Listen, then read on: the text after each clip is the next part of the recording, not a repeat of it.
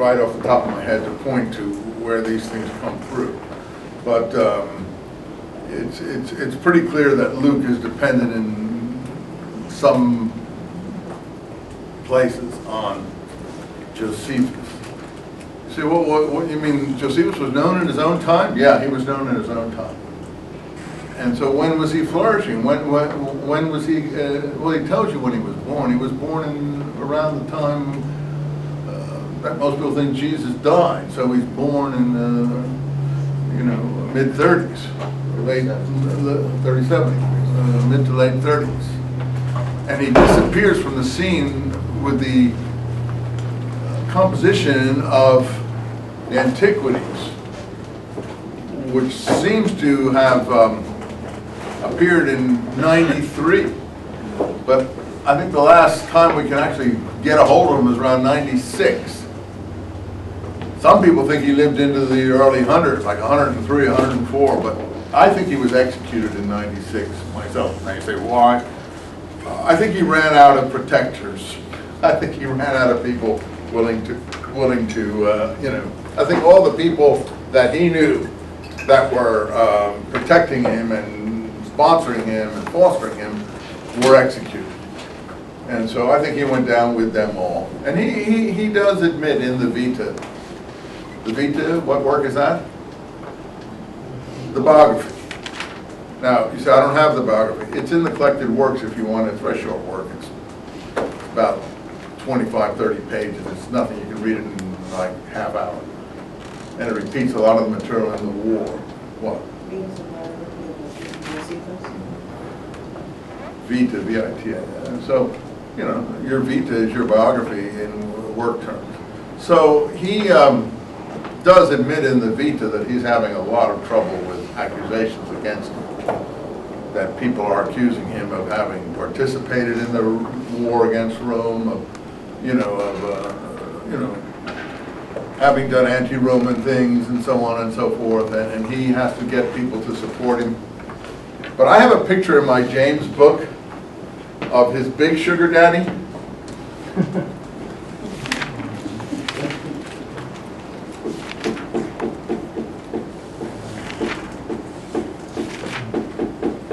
Epaphroditus.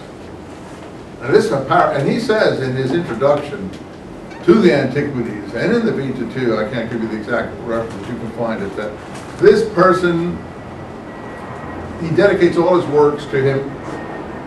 This person had lived a very adventurous life, had survived many reversals, and was a very important person.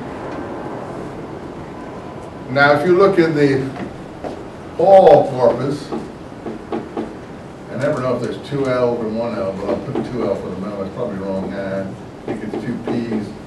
I don't know how to spell that. Look up in which is it? Two L's or two P's? Philippians. Two P's. Okay, if you look in the Pauline corpus, Philippians is considered an authentic work of Josephus, and he refers to Epaphroditus twice as his fellow soldier, Paul's fellow soldier in Christ or something like that, and workman in Christ.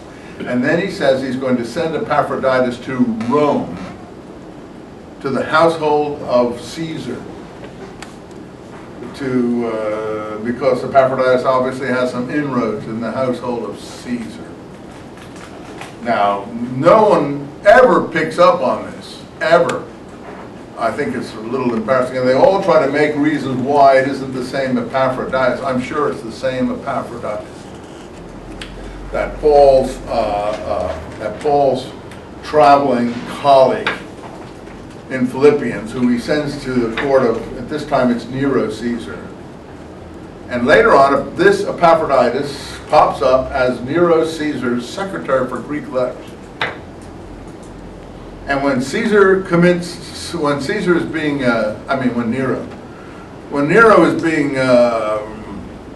run down by the people in the bodyguard that have been bribed to kill him, he's with Epaphroditus. And it's in the Roman historians. I can't give you all the references. You'll find it in a lot of references from my books. If you look in my books, you'll look up Epaphroditus. Epaphroditus in the index, you'll see that. And I'm just giving you some interesting tidbits here. Epaphroditus survives that and goes on to serve the Flavians.